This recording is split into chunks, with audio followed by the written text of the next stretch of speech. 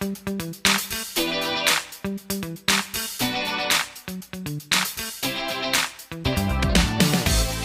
warahmatullahi wabarakatuh. Video kali ini kita akan belajar tentang materi prasyarat yang harus kalian kuasai sebelum kalian belajar dimensi 3. Apa aja ya materi prasyaratnya? Jangan di skip ya. Oke. Apa sih yang dimaksud dengan materi prasyarat? Jadi materi prasyarat adalah materi yang harus kalian kuasai sebelum kalian belajar ke suatu materi yang baru gitu. Buat apa sih kita belajar materi prasyarat? Agar mempermudah kalian untuk mempelajari materi yang akan kalian pelajari.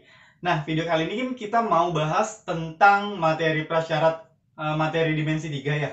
Apa aja sih materi prasyaratnya? Kita cek satu-satu. Yang pertama, yang harus kalian kuasai sebelum kalian belajar mengenai dimensi 3 adalah teorema Pythagoras. Ini adalah pelajaran SMP yang seharusnya kalian sudah hatam seperti itu. Tapi coba kita ulas lagi sedikit.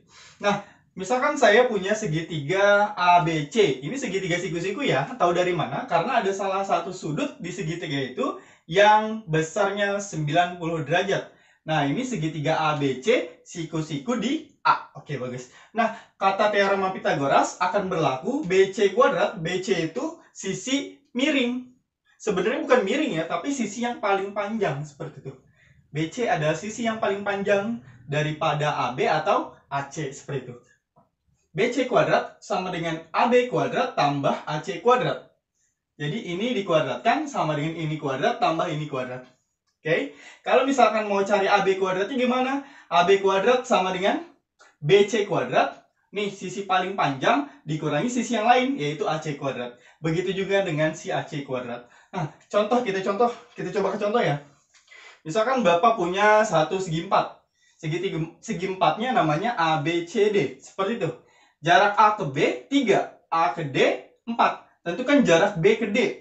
Kita lihat. Oh, ini titik B di sini. Nah, ini titik D. Oke.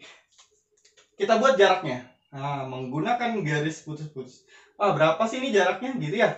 Nah, kita bisa menggunakan teorema Pythagoras. Kenapa? Karena dia membentuk satu segitiga siku-siku. Mana segitiga siku-sikunya? Yaitu segitiga A, B, D. Siku-sikunya di mana? Jangan lupa tentukan siku-sikunya. Siku-sikunya di A. Sehingga akan berlaku sisi miring, sisi yang paling panjang, yaitu BD kuadrat sama dengan sisi yang lain dikuadratkan. AB kuadrat ditambah sisi yang lainnya lagi. AD kuadrat. BD kuadrat. BD yang dicari ya, B ke D ya.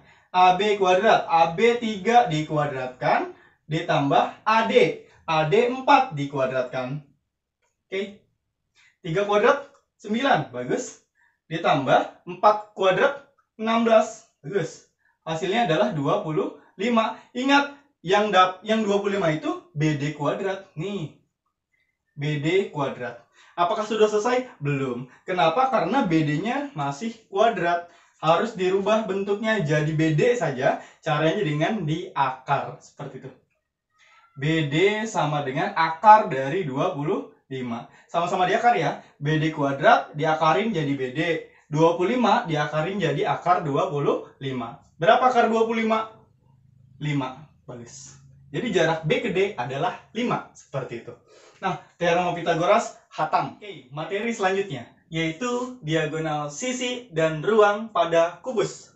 Oke, kubus adalah salah satu bangun ruang yang memiliki rusuk yang sama panjang. Semuanya sama panjang. Oke, kita lihat. Bapak punya punya kubus A, B, C, D, E, F, G, H. Seperti itu. Penamaannya ingat ya, mulai dari kiri bawah dulu. A, B, C, D, E, F, G, H. Seperti itu. Ini muter ke belakang. Kalau udah, di atasnya A mulai. E, F, G, H. Seperti itu. Jadi kalau misalkan kubusnya Bapak ganti namanya jadi K, L, M, N, O, P, Q, R, maka kalian nggak boleh salah namainnya. Jadi K, L, M, N, O, P, Q, R. Seperti itu. Mulai dari sini, muter ke belakang. Lalu di atasnya A, muter ke belakang lagi. Seperti itu. Itu untuk penamaan kubusnya. Diagonal sisi. Kubus itu punya sisi. Sisi depan, sisi yang sebelah kiri, sisi sebelah kanan, sisi atas, dan sisi yang bawah seperti itu. Jadi kita lihat diagonal-diagonal sisinya. Kalau misalkan kubus Bapak panjangnya A, maka pasti diagonal sisinya A akar 2 seperti itu. Diagonal sisi yang mana aja sih? Kita lihat sisi depan. Sisi depan itu kan ABFE, maka diagonal-diagonalnya yang pertama BE, bagus. Yang kedua AF.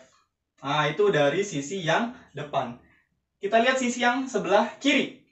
Ada BCGF. Diagonal sisinya mana aja? BG pertama.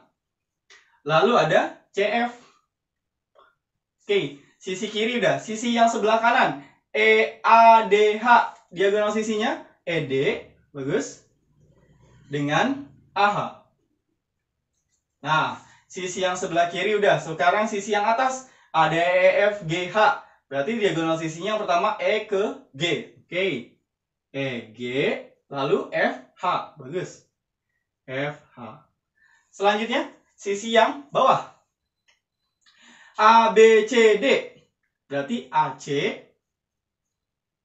Selanjutnya, BD. Ada sisi yang lain lagi? Ada. Yaitu sisi yang belakang. DCGH. Diagonal sisinya DG dengan CH. Bagus. Seperti itu. Nah, diagonal sisinya sama dengan A akar 2. Seperti itu. Kalau misalkan si kubus punya rusuk, misalkan 8 cm, maka diagonal sisi DS, diagonal sisi sama dengan 8 akar 2. Tinggal diganti aja. A jadi A, berarti 8 jadi 8, seperti itu. Nah, sekarang diagonal ruang bukan lagi jadi A akar 2, tapi A akar 3. Tinggal tambahin aja akar 3 di depannya, seperti itu. Nah, diagonal ruang itu yang mana aja sih? Yang pertama, ruang ya. A ke G. A ke G. Oke, selanjutnya B ke H. Gus. Selanjutnya C ke E. Selanjutnya D ke F. D ke F. Dah, itu saja diagonal ruangnya. Seperti itu. Kalau misalkan panjang rusuknya 8 cm, maka diagonal ruang DR, diagonal ruang sama dengan 8 akar 3. Seperti itu. Ingat, diagonal sisi tinggal ditambahkan akar 2, diagonal ruang tinggal ditambahkan akar 3, seperti itu. Ikutin aja panjang sisinya berapa. Kalau 8, maka diagonal sisinya jadi 8 akar 2. Nah, diagonal ruangnya 8 akar 3, seperti itu. Kalau misalkan panjang sisinya 4, maka diagonal sisinya 4 akar 2. Diagonal ruangnya 4 akar 3, seperti itu. Gampang sekali ya. Selanjutnya, luas segitiga dengan sudut pandang alas yang berbeda. Kita tahu bahwa luas segitiga adalah alas kali tinggi bagi 2, gitu ya. Itu prinsip luas segitiganya. Oke, nanti kita akan lihat alasnya dengan sudut pandang yang berbeda, seperti itu. Maksudnya gimana? Misalkan Bapak punya satu segitiga A, B, C. Oke, ada satu titik di antara C sama B, yaitu titik D. Kita lihat. Kita bisa cari luas segitiga ABC ini, ABC. Yang pertama caranya dengan ini. Luas segitiga ABC, gambar ini kita putar ke sini, maka alasnya akan jadi si AB seperti itu. Kita putar gini. Set. Nah, jadilah seperti ini segitiganya. Ini adalah segitiga yang sama dengan ini. Nah, kalau ditanya luas, kalau ditanya alasnya yang mana? Tentu alasnya adalah si AB. Nah, ini alas AB seperti itu. Oke, kalau misalkan segitiganya yang awal kayak gini, terus diputar sama Bapak jadi kayak gini, kan alasnya jadi AB ya. Tingginya jadi apa? Bagus, tingginya adalah AC. Maka luas segitiganya, luas segitiga ABC, sama ya segitiga ABC, ini hanya diputar saja, tapi tetap segitiga yang sama. Maka luas segitiga ABC, alas AB, kali tinggi, tingginya AC, dibagi dengan 2, seperti itu. Ini benar. Gitu. Oke. Nah, kalau misalkan diputarnya kayak gitu, jadilah seperti ini. Sekarang kalau misalkan puternya sampai seperti ini. Tuh, setengahnya aja. Kalau tadi kan puternya full ya. 180 derajat. Nah, kalau sekarang puternya hanya sekitar 90 derajat. Sehingga yang jadi alas yaitu si CB. alasnya CB seperti itu. Nah, kalau alasnya CB, tingginya kira-kira yang mana? Nah, tingginya adalah yang DA seperti itu. Ini tingginya nih. Kenapa yang itu tingginya? Kan ini siku-sikunya seperti itu. Sehingga luas segitiganya bukan lagi pakai rumus yang ini, tetapi ada rumus baru, luas segitiga ABC, segitiga yang sama. Ini adalah tiga segitiga yang sama, hanya diputar saja. Luas segitiga ABC sama dengan alasnya apa? CB. Bagus. Dikali tingginya DA. Dibagi dengan 2. Nah, seperti itu. Jadi kita bisa lihat luas segitiga dengan sudut pandang alas yang berbeda. Jadi kita lihat alasnya mau yang mana. Kalau yang gambar pertama alasnya AB, otomatis tingginya AC. Nah, kalau segitiga yang kedua, alasnya CB, otomatis tingginya si AD. Seperti itu. Cukup mudah ya. Materi prasyarat yang terakhir yang harus kalian kuasai yaitu trigonometri. Trigonometri itu sebenarnya banyak sekali, tapi kita pelajari dari yang paling dasar dulu. Trigonometri yang kalian tahu pasti sin, cos, dan tangen. Oke. Ada cara menghafalnya, katanya sin itu sama dengan depan per miring, cos samping per miring, tan depan per samping, sin demi, cos sami, tan desa. Seperti itu. Itu cara menghafalnya. Biar gampang ya, sin demi, cos sami, tan desa. Seperti itu. Nah, misalkan Bapak punya satu segitiga, segitiganya ABC. Siku-siku di A. Oke. Nah, sinnya, kalau ditanya sinnya sama dengan apa? Demi, depan per miring. Depannya apa? Miringnya apa? Kalau miring jelas ya. Miring adalah BC. Bagus, BC. Nah, sekarang masalahnya depannya. Kalau mi-nya miring BC. Depannya yang mana? BC atau AB atau AC? Depannya yang mana kira-kira? Nah, tidak akan bisa dijawab sebab trigonometri sin cos tan harus diikuti dengan sudut. Oke, sudutnya misalkan sinnya sin B seperti itu. Sehingga nanti kalian akan ketahuan depannya yang mana. Sin B depan per miring, depannya si B. Ini ada B, depannya B apa? AC seperti itu. Maka akan ketahuan. Jadi sin B sama dengan depan per miring. Depannya siapa? Depannya si B. Kalau sin saja seperti ini, depannya sin. Nggak ada depannya sin. Trigonometri, sin, cos, tan harus diikuti dengan sudut. Kalau misalkan Bapak ambil sudutnya sudut B, ini sudut B, maka trigonometrinya akan sinnya akan jadi AC per BC seperti itu. Nah, kalau cosnya misalkan cos B samping per miring. Miringnya jelas ya, kayak tadi ya, miringnya itu BC. Masalahnya sekarang sampingnya si B. Sampingnya si B itu yang mana? BC atau AB? AB ya. Kenapa? Karena BC bertindak sebagai miring. Sehingga cos B hasilnya akan jadi AB per BC. Seperti itu. Nah, kalau tangen B sekarang. Katanya kalau tan desa, depan per samping. Depannya siapa? Lihat sudutnya. Depannya B. Seperti itu. Depannya B apa? AC. Bagus. Sampingnya apa? AB. Sampingnya AB ya. Kenapa bukan BC? Karena BC itu sebagai miring. Seperti itu. Contoh ya. Misalkan Bapak punya satu segitiga OPQ. OP panjangnya 3, PQ panjangnya 4, QO panjangnya 5. Tentukan sin P. Oke. Kita ditanya sin P. Sedangkan kita tahu sebelumnya bahwa sin itu demi, depan per miring. Depan siapa? Lihat sudutnya. Oh, ternyata depannya si P. Ini ada P, depannya apa? Oki. Bagus. Oki. Nah, sekarang miringnya. Miringnya yang paling panjang yang mana? Oh, oki juga. Oki panjangnya 5. Miringnya 5. Oki, Pak. 5 bagi 5, 1. Itulah dia hasilnya. Jadi sin P itu hasilnya 1. Nah, sekarang ditanya cos Q.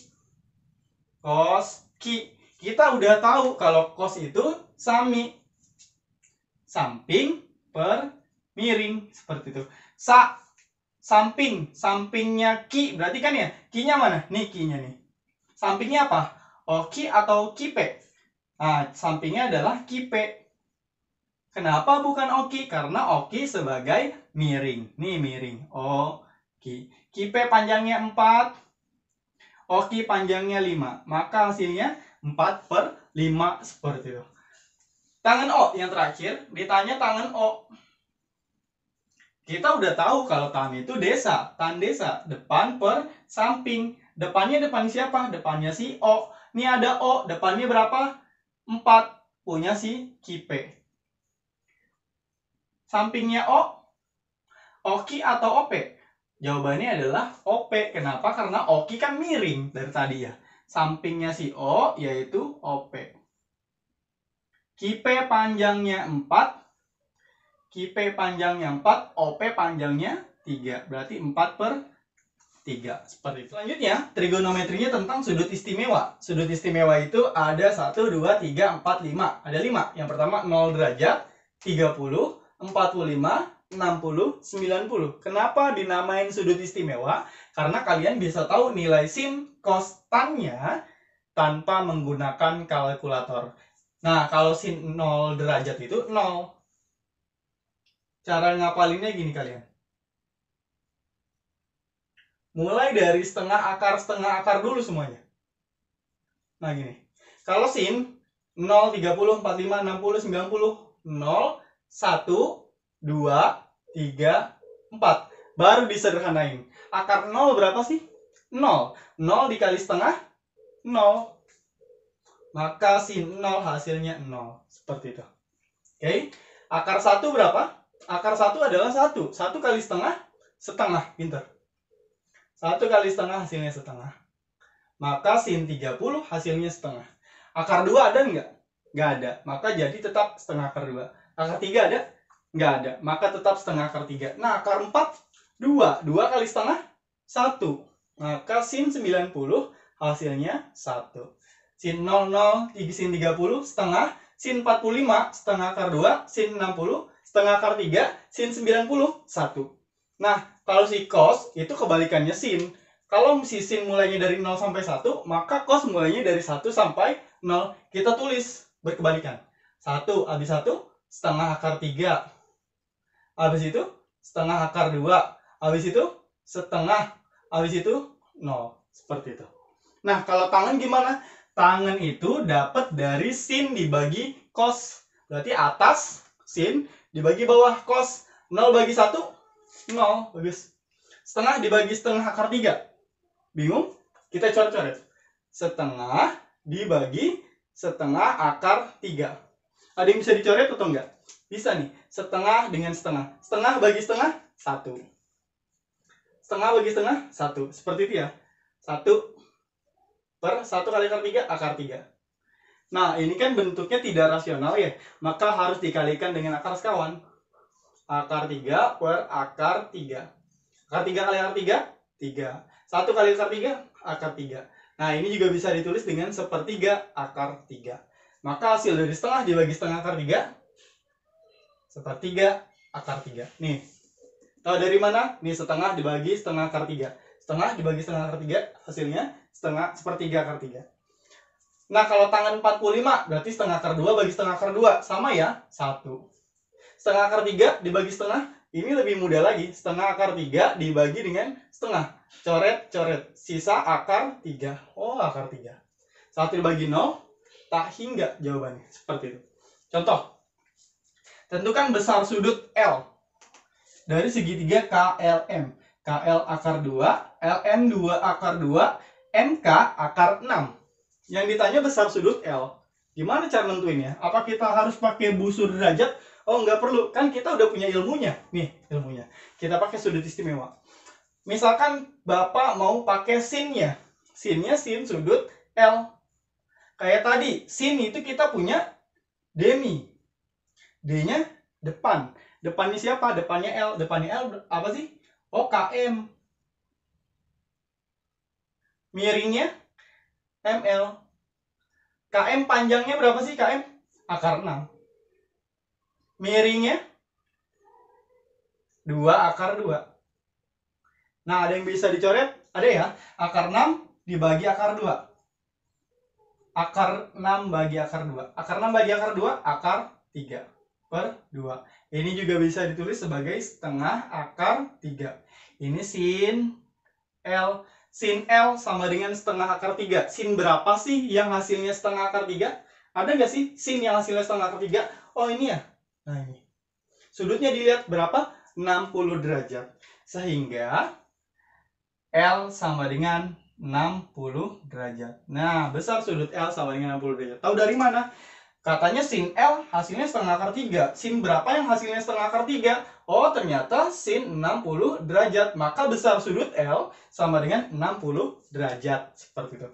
Kalau misalkan nggak pakainya bukan sin, Pak. Pakainya cos. Coba kita pakai cos. Cos L. Cos. Samping per miring. Samping per miring. Sampingnya siapa? Sampingnya si L katanya. Sampingnya si L yang ML atau KL? Jawabannya adalah KL. Kenapa bukan ML? Karena ML kan 2 akar 2 itu sebagai miring. KL. KL adalah akar 2. Nah, ML-nya setengah. Oh, maaf. ML-nya 2 akar 2. Coret ya, akar 2 dengan akar 2 ya. Hasilnya 1 ya. Akar 2 bagi akar 2 itu hasilnya 1. 1 per 2. Atau setengah. Jadi cos sudut L sama dengan setengah. Cos berapa sih yang hasilnya setengah? Kita lihat. Oh, ini ya. Cos hasilnya setengah adalah cos 60. Maka sudut L sama dengan 60 derajat. Nah, berarti benar ya. Mau pakai yang sin, mau pakai yang cos, hasilnya tetap sama. Kalau kalian mau coba, silakan coba yang tangen. Tangen depan per samping seperti itu. Oke, itu adalah 4 materi prasyarat yang harus kalian kuasai sebelum kalian belajar dimensi 3. Sebenarnya materi ini sudah kalian pelajari sebelumnya. Jadi, untuk mempelajarinya lagi tidak akan sulit seperti itu. Jangan mengeluh karena mengeluh tidak akan menghasilkan apapun. Berusaha terus karena semua akan berusaha. Kalau kalian tidak berusaha, maka kalian akan tertinggal. Jangan lupa kalau ada komentar atau pertanyaan, silakan ditulis di kolom komentar saja. Jangan lupa like dan share video ini. Jangan lupa juga untuk subscribe channel ini agar channel ini bisa lebih berkembang. Terima kasih. Wassalamualaikum warahmatullahi wabarakatuh.